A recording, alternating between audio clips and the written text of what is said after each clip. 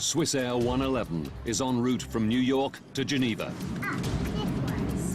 The passengers are settling back to enjoy the flight. Business class and economy class, they would have absolutely no idea that anything was amiss. As cabin power is cut, some passengers are mildly concerned. There's no need to worry. We'll be landing very shortly. But in the cockpit, it's a different story. I could hear a master warning tone, and I had no idea of what that meant. The pilot's attempts to control the jumbo are failing. Few on board realize they only have minutes to live.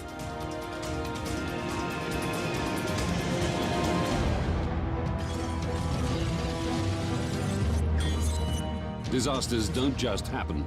They're triggered by a chain of critical events. Unlock the clues and count down those final seconds from disaster.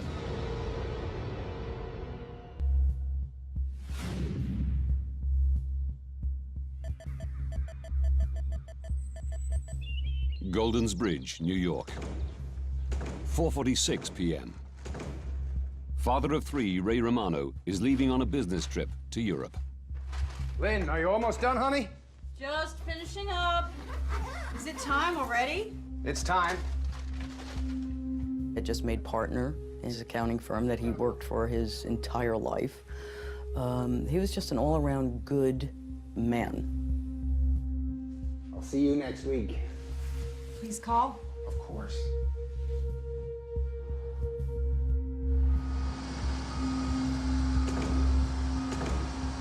7:45 p.m.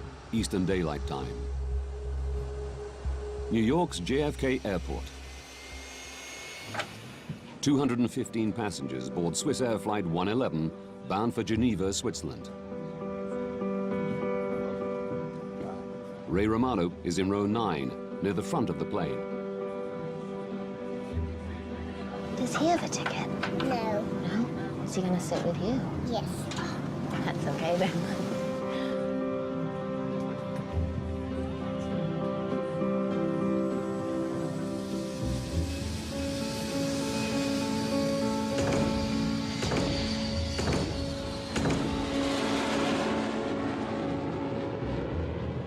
Captain Urs Zimmermann and First Officer Stefan Löw will fly through the night on the 8-hour journey.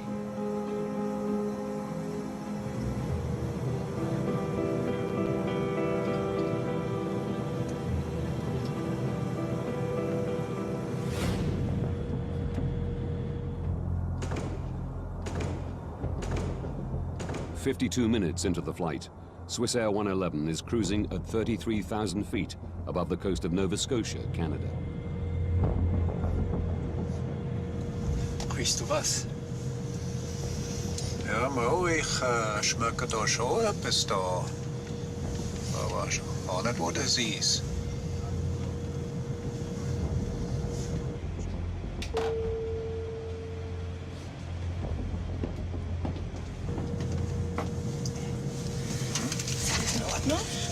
Schmeckt dir etwas in der Kabine dahinter? Ich kann hier drin riecht es etwas komisch, aber draußen in der Kabine gar nicht, nein. Nicht, gar nicht? Nein, gar nicht. Just air conditioning, huh? Ja.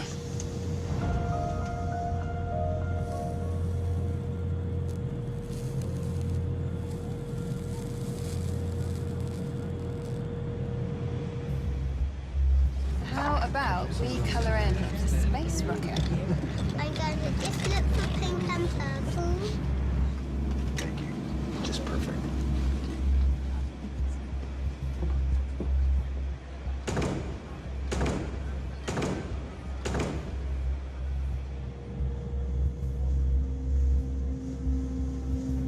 Irgendwelche Pläne für zu Hause? Wir können mal segeln an Zürichsee. Ah, super.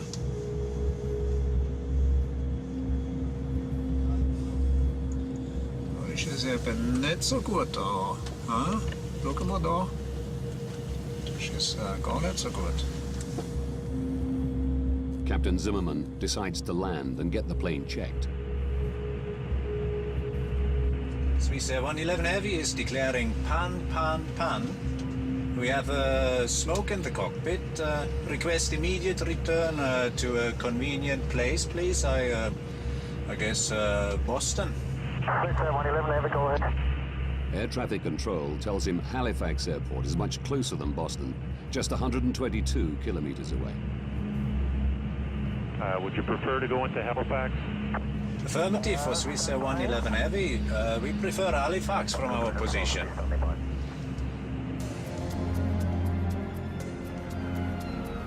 The airport prepares for an emergency landing.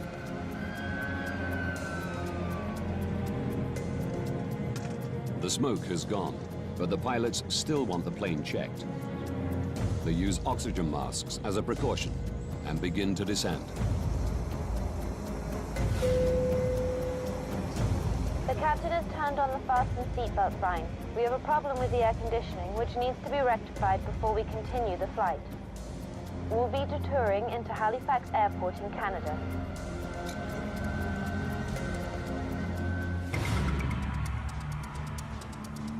Moncton Air Traffic Control Center, New Brunswick. I had a quick look on my radar to see where the aircraft was and estimated that it was about 20 minutes away from the airport. It's Bill Pickrell's job to guide the plane safely into Halifax. It was going to be a fairly straightforward operation because they were lined up almost perfectly for a straight approach at that point. Swissair 111, good evening. Can I vector you to set up for runway 06 at Halifax? Yes, vectors for 6 will be fine, Swissair 111 Heavy. Okay, it's a back course approach for runway 06. We're 30 miles to fly to the threshold. We need more than 30 miles. Swissair 111, roger, turn left, heading out 0130. The plane is too high to make it into Halifax on the first pass. As a general rule, at that distance from the airport, ideally the aircraft would have been down around 10,000 feet. In this case, they were approximately 20,000 feet or slightly above that. The pilots loop while they descend further. Swissair 111, when you have time, can I have the number of souls on board and the amount of fuel you have left? Roger, we must dump some fuel. Maybe do that in this area during descent. My reaction was to turn to my colleague and say, oh no, he has to dump fuel now, and then immediately look to see where it would be safe to do it and at the same time keep him close to the airport. Pickrell suggests they dump over the airport or detour further and dump over the ocean. The pilots choose the ocean. It'll be about 10 miles before you're off the coast. You're still within about 25 miles of the airport if you have to get to the airport very quickly. Okay, that's fine for us. Please tell me when we can start to dump the fuel.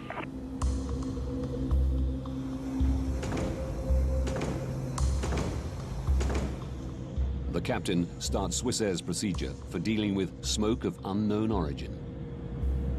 Captain, bus switch selected, confirm? He cuts unnecessary power to the cabin.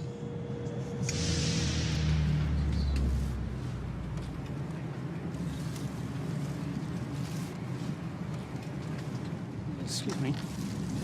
Should we be concerned at this point? There's no electricity and the aircon's gone off. No, the captain has assured us there's no need for concern.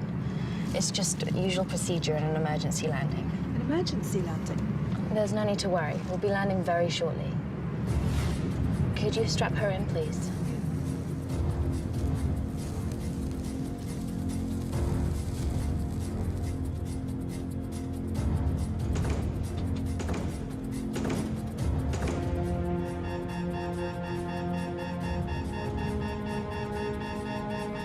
Wir haben den Autopiloten verloren. Der Autopilot ist weg. Hey Gott, Stefan, wir haben ein Feuer. Rufe einen Notfall aus. And we are declaring emergency now, Swissair 111. Copy that. Oh my God. The aircraft is at least 6 minutes from the airport. In the background, I could hear a master warning tone to the pilots, and I had no idea of what that meant.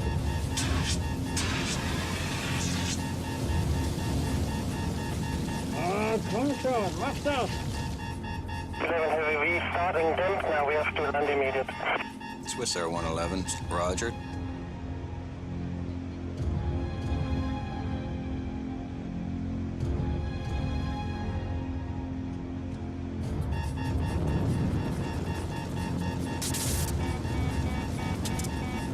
Wir haben die Hauptflugkontrollanzeige verloren.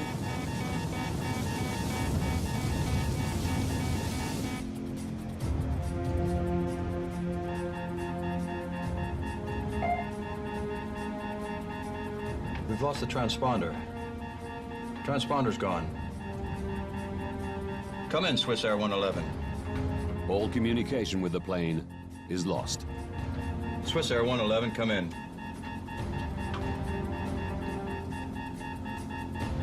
Air traffic controllers can now only follow its path on their radar. Swissair 111, come in. We noticed that the aircraft had turned away from the airport and was proceeding westbound down the coast. And that was when we realized that something had gone horribly wrong.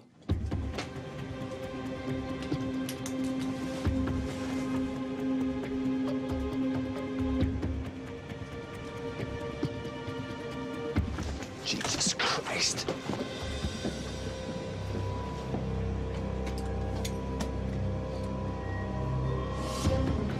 Please, we have seats at the back. Go straight down. My colleagues will help you.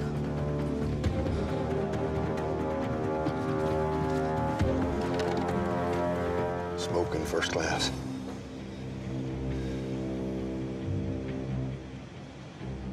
For 6 minutes, Bill Pickerel watches the plane's erratic course. It was a very, very helpless feeling to just sit there and not be able to do anything about it.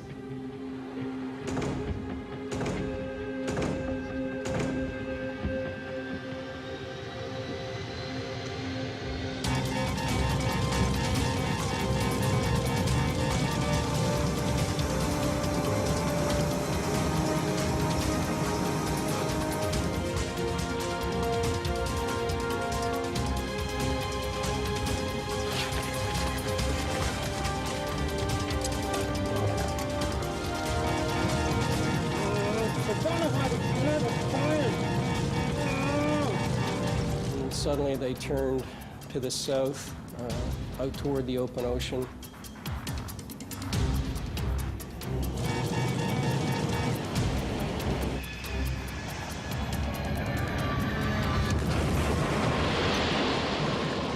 And the aircraft disappeared.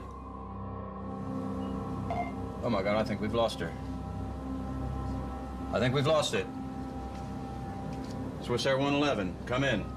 Swissair 111. Oh my God.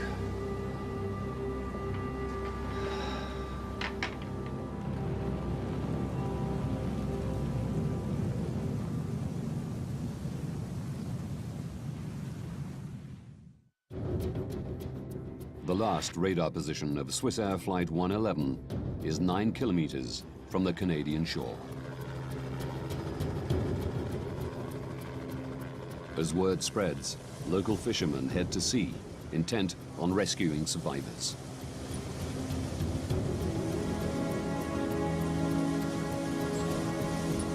We think nothing of jumping in the boats in the nighttime and going and helping out as much as you can. And it was just a natural thing to do. It takes Wayne Manuel an hour to reach the site. You could see the rest of the boats that were out there at the time, but you could smell the fuel from the jet. And as we got closer, you could see debris floating.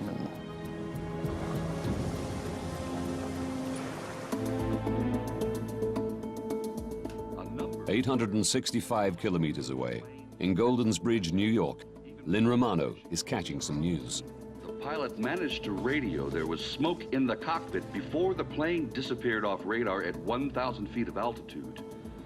I saw that there was a plane crash, which always sent chills through me. And I made the sign of the cross because I wanted to, you know, pray for these people, whether they were alive or dead. No one knew then.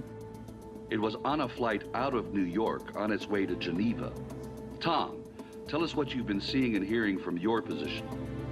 The more I watched the news, the more I realized that this was his flight.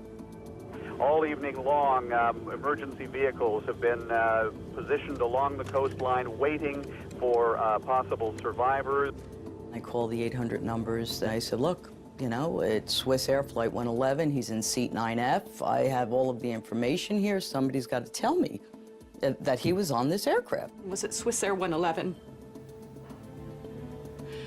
I knew that it was the same aircraft.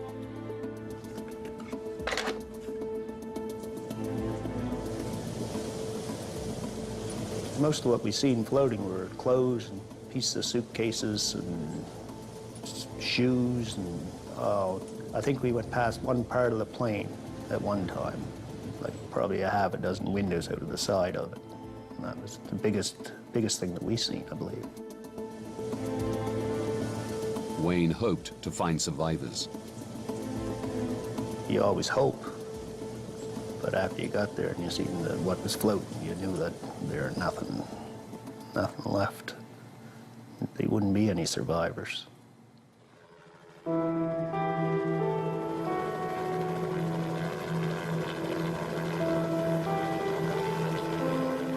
The devastating news is confirmed at daybreak. All 229 people on board Swissair Flight 111 have perished. They basically told me, you know, there were no survivors, and I really don't remember much after that. It felt like my whole soul was being sucked out of my body.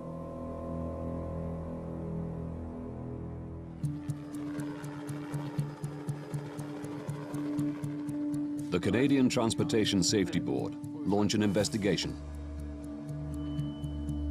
The deputy chief is Larry Vance.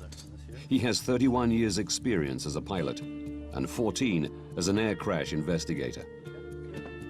His starting point is the tape from air traffic control. We had quite a bit of information, in fact, from the very beginning, because we knew that the aircraft had caught on fire, if you will, and that the pilots were fighting that circumstance. What we were interested in was how the fire started, how the fire spread, and how it eventually disabled the airplane. That's the key for us, was to answer those three questions. Now, by going deep into this investigation, we can reveal what caused a modern passenger airliner to plummet into the Atlantic Ocean, killing everyone on board.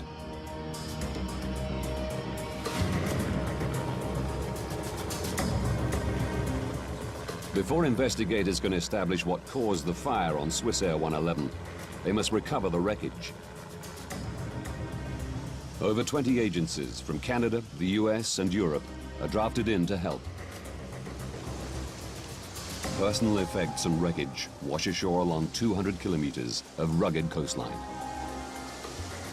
You will find human remains. Can't tell you how to deal with it, just deal with it and get on with the job. Only one body is found intact.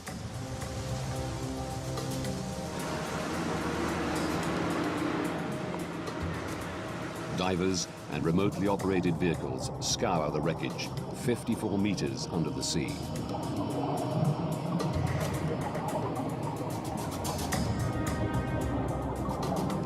It was very critical for us to try and recover the black boxes, because that's where you get a lot of the basic information about what was happening in the cockpit. So we were very anxious to get our hands on those.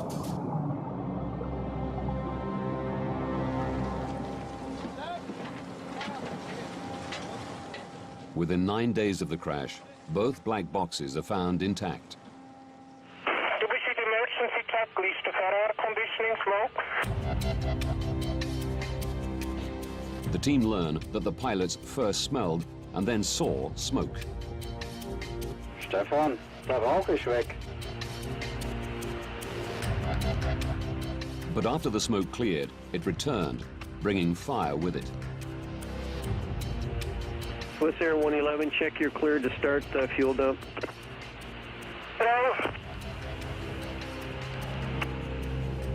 But investigators learn little more. The information for the last 6 minutes on both recorders was missing, so that was a bit of a disappointment to us. We thought we were going to have the information all the way to the impact, but in fact we didn't. The black boxes don't provide any quick answers. But Vance is confident the plane's wreckage holds more clues.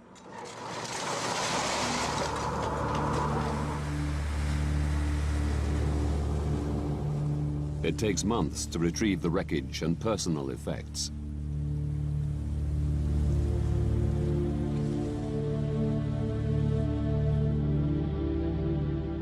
Bereaved relatives are invited to come and reclaim their loved ones' possessions. The carnage was unspeakable. I mean, there were suitcases that looked like a demon could have shredded them. And yet there were certain things that were just in perfect condition that they just, you know, picked up out of the water. Lynn sees her husband's notepad with the shopping list he wrote that morning. The fact that, you know, his notepad was there that I could read, magazines were intact, but none of the passengers except one. And when I asked them, you know, why? How could this be? Basically, they just explained it as the G-force and, you know, what happens, and then I wish I never asked.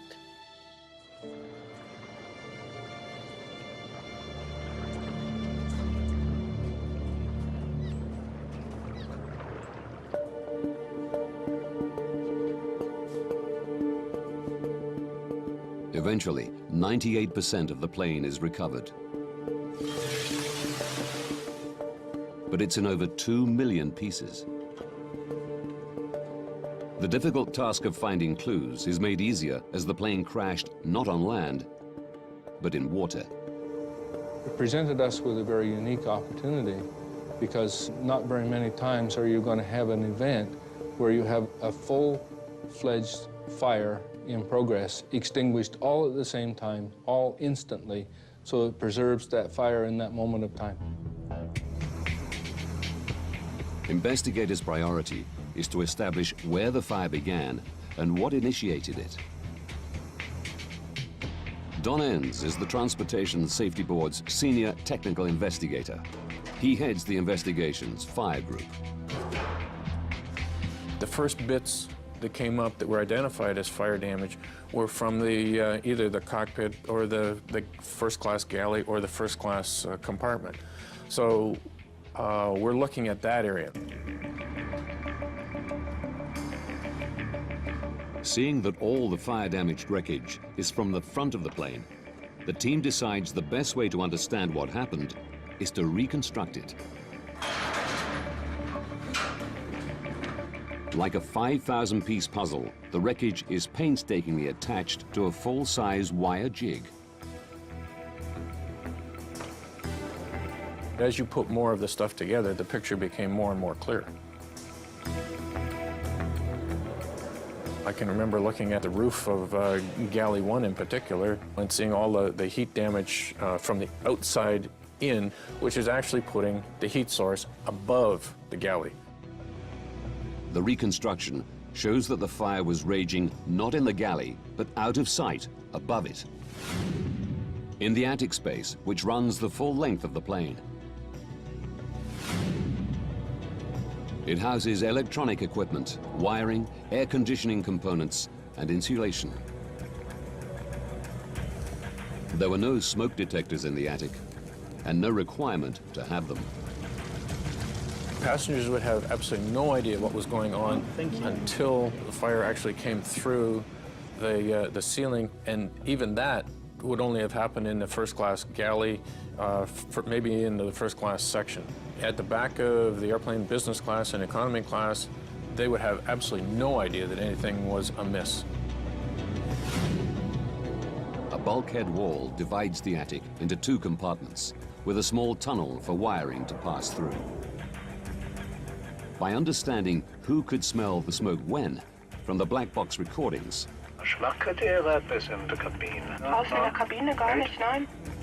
And by looking at the fire damage on the reconstruction, the team established that the fire started in front of the bulkhead, above the cockpit ceiling, where the pilots noticed the smell almost immediately. If it had started behind that bulkhead wall, it would have done a lot more damage, more rearward into the fuselage, and the people in the back of the airplane would have smelt smoke and odor before the people in the cockpit did. Now they know where the fire started. They need to work out how it started.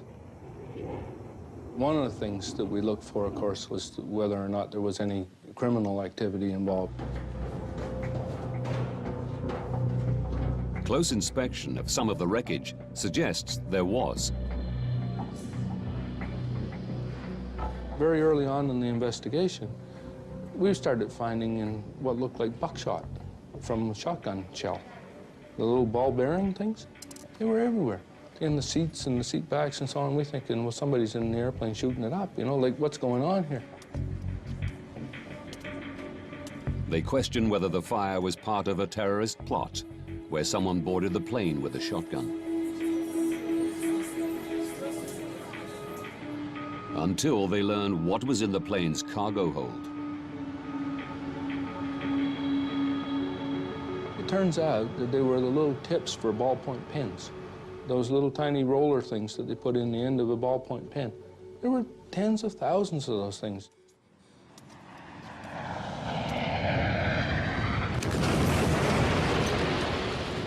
The plane hit the sea with such force, it shot the ball bearings through the cargo hold into the cabin and cockpit. With criminality ruled out, Vance and his team must consider other possible causes of Swissair 111's fire. We know where the fire started. We knew it was up above the ceiling in the cockpit area. And then you start looking for potential ignition sources up there. And right away, the obvious one that comes to mind is wiring. The plane housed 250 kilometers of wiring. 3,000 pieces have been collected from the crash site. Air crash investigator Jim Foote knows his team's task is enormous. First, they must try to identify where each wire came from. The B wires were from basically in the cockpit back to the first door. So those wires we were definitely interested in. Any wire that began with the letter B, we wanted. Now we're going to be examining every inch of this wiring. Jim's team search for damaged or missing insulation to see if they can find the wire that ignited the fire. Any wire, if you get the wire rubbing against a metal piece, then you can wear through that insulation. And if that wire is powered, then you could have an arcing event as it touches that structure. An arcing event is an electrical discharge which leaps from an exposed live wire. Like a tiny bolt of lightning, it creates a split-second flash of light and intense heat. This arc melts the wire's copper threads, leaving a telltale copper ball. It's these copper balls the team search for. They find 20 wire segments that had arced.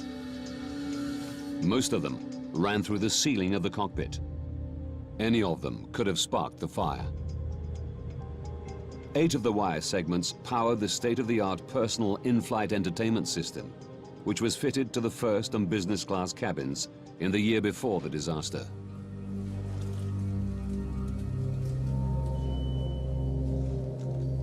But despite extensive testing, investigators can't pinpoint which arcing event ignited the inferno. Quite disappointed with all the effort that we had put in, all the material that we had recovered, that we hadn't isolated ourselves down to the lead event arc. Analysis of the wiring comes to an end. Jim Foote is resigned to not finding the initiating arc. But as he packs up, he takes one last look at one of the arced wires from the in-flight entertainment system. He wasn't treating them quite as carefully as he had in the past, so he was opening up the ends that were all crumpled up. I started to unravel these wires. Lo and behold, I found a second arc mark on the same phase as one of the other ones that we already noted. Larry? Have a look. I knew these wires well enough, and Jim knew them well enough, that when I looked through that microscope and I saw that tiny little arc, I thought, wow, that's it. We found it. Jim found it. To confirm that this is the arc that sparked the fire, they place it into a mock-up of the cockpit ceiling's wiring system. There's a lot of wires that come through the ceiling at that area, and they're attached to a metal bracket. What we think happened is that this wire chafed on this bracket. Planes are subjected to constant vibration as they travel at over 900 kilometers an hour. Investigators believe vibration caused the chafing. The wire's insulation became damaged, allowing the wire to arc on the metal bracket. We finally come to a conclusion in our own minds, almost instantly, to say that had to be it, because we knew from the positioning of those wires that where he had found that little arc was exactly where the fire had started. The team were concerned the in-flight entertainment system had not been properly installed. As a precaution, Swissair removed this non-essential system from its entire fleet. We can begin to speed up this process. Investigators had found the source of the fire on Swissair 111, but there were more questions they wanted to answer. They knew the pilots couldn't prevent the fire. They needed to know whether they could have prevented the crash. As investigators, you have to say what circumstances were these pilots in that caused them to do what they did that led to the eventual loss of the aircraft. Vance and his team scrutinized the decisions they made in the minutes before impact. The black box recordings tell them that the cockpit filled with smoke and fire just moments after the pilots turned off excess power to the passenger cabins. One of the things that they ended up turning off is they turned off the recirculating fans, which are in the back, and that changed the whole airflow for the fire. These fans had drawn the blaze through the bulkhead, away from the cockpit area. Once switched off, the blaze changed direction. It just went like that. It changed just right off the bat. The fire raged above the cockpit, burning through the ceiling and disabling critical aircraft systems. We took out almost all of the pilot's instruments that they used to control the airplane, to fly the airplane, to keep it upright, to know which way's up and which way's down. And these instruments all started to fail, all in and around the same time. The stricken plane was no longer flyable. But the pilots are not blamed for turning off the power to the passenger cabins. They were following Swissair's procedure for managing smoke of unknown origin. Ultimately, there was one critical decision the pilots made in the minutes before the crash, which attracted widespread criticism. There are still questions about whether the pilots took too long to try an emergency landing. Investigators say they turned towards Halifax, but then looped again over the sea to dump fuel. The pilots' choice to dump fuel added minutes to the flight. It was a procedure they could have ignored. Investigators want to know whether this detour cost the lives of the 229 souls on board. So what was our initial altitude? It was 33,000 feet. They calculate that for a direct approach to Halifax, the pilots should have started their descent at the moment they declared pan, pan, pan. But at this time, they didn't know that Halifax Airport was an option. Furthermore, a fully functioning plane would have needed 13 minutes to make the descent. Theirs was only flyable for 10. By the time they decided they were going to dump fuel, they weren't going to make it to Halifax anyway. They were going to crash somewhere. Their decision on whether or not to dump fuel did not make one iota worth of difference as to whether or not they were going to live or die. Captain Urs Zimmermann and First Officer Stefan Löw are cleared of any responsibility for the crash of Swissair 111.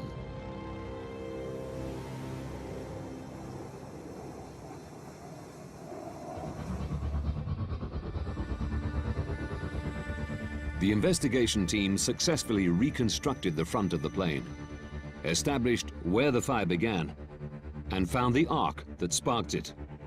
But they know a single spark did not bring the airplane down. To prevent future fires, the team needed to find out what had been burning. The threat to the airplane, in fact, was what was fueling the fire. If you have flammable material in such abundance that is capable of burning the airplane up, that's the real threat to the airplane.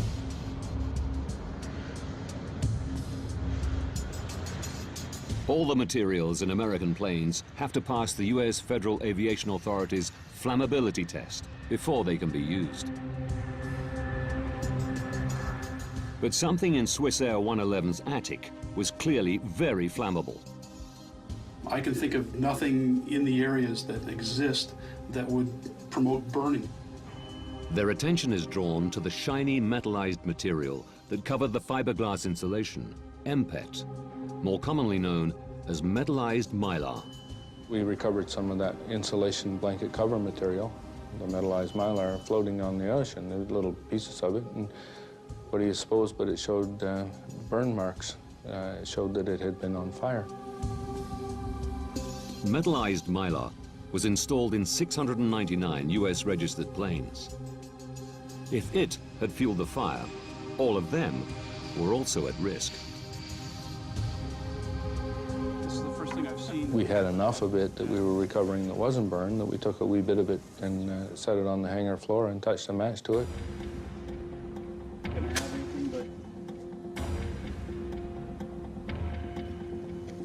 Oh my God, look at that. That's incredible. And what do you know, it burned like crazy, very flammable.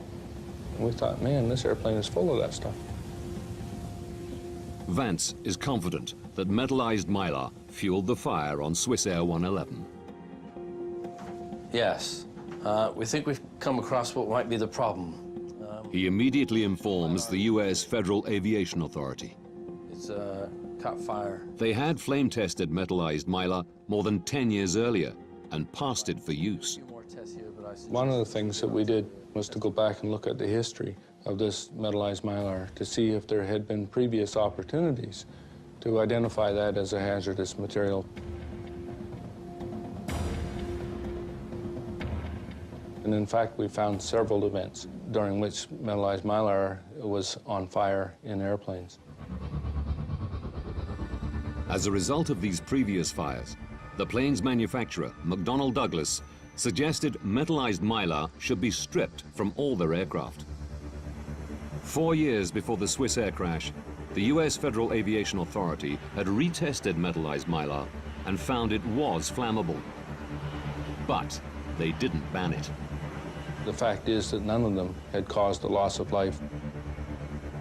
Had one of these previous accidents resulted in a number of fatalities, if you had a body count, then they may well have reacted differently. The FAA now had a body count of 229. Again, they tested the metallized mylar, subjecting it to much more realistic in-flight fire conditions. It failed. The FAA gave US airlines 4 years to strip it from their planes. We know that we got results because we had blood on the water. There were a number of people did, and then people paid attention to it, and then we were able to move forward with our safety message and have it accepted. The investigation into Swissair 111 was the longest the Canadian Transportation Safety Board had ever undertaken. It took 4.5 years to complete.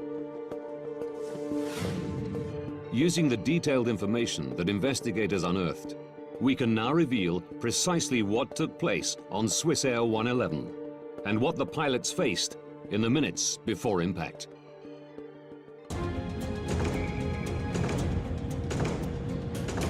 "21 minutes to disaster.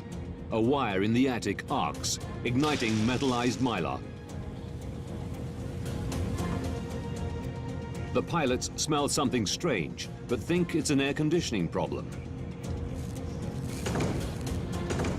18 minutes to disaster. Seeing smoke, they decide to land and head towards Halifax.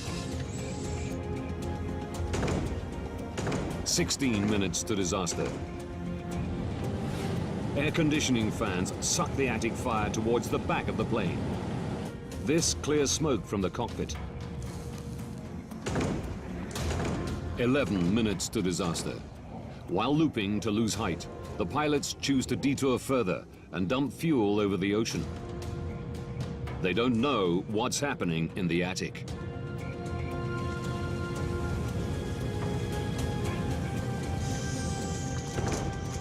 Eight minutes to disaster. The captain cuts power to the cabin.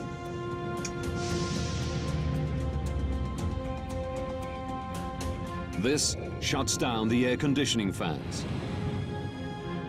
allowing the inferno to rage directly above the cockpit. 7 minutes to disaster. The blaze destroys the autopilot system, forcing the pilots to fly manually. Only now do they realize the enormity of the problem. Investigators suspect Captain Zimmerman fights the fire, leaving First Officer Lerv to fly the stricken plane. 6 minutes to disaster. The fire disables the flight displays, communications with air traffic control, and the black boxes. In the searing heat, First Officer Lerv struggles to keep control. But the plane is no longer flyable.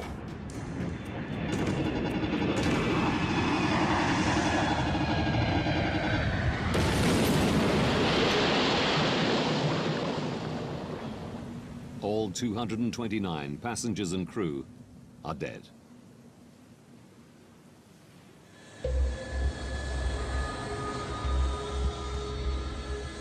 To ensure against further loss of life, Canada's Transportation Safety Board made recommendations.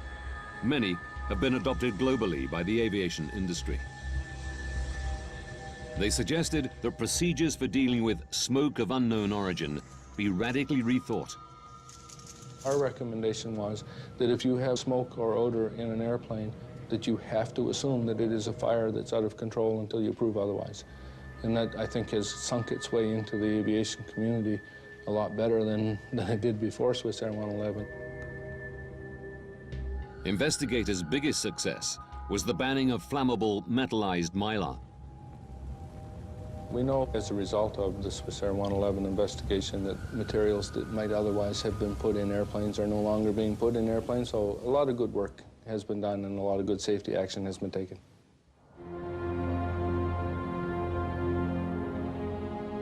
While metallized mylar is no longer used in Western countries, airlines in some developing countries have not been persuaded to remove it from their planes. Lives are still at risk. The next steps to make air travel safer may only be taken after another tragic incident. There has to be another event which refocuses people's attention, and that you have to say, we told you so, and you didn't fix it, now you better fix it because it's going to happen again. You cannot make people make change unless they feel a liability.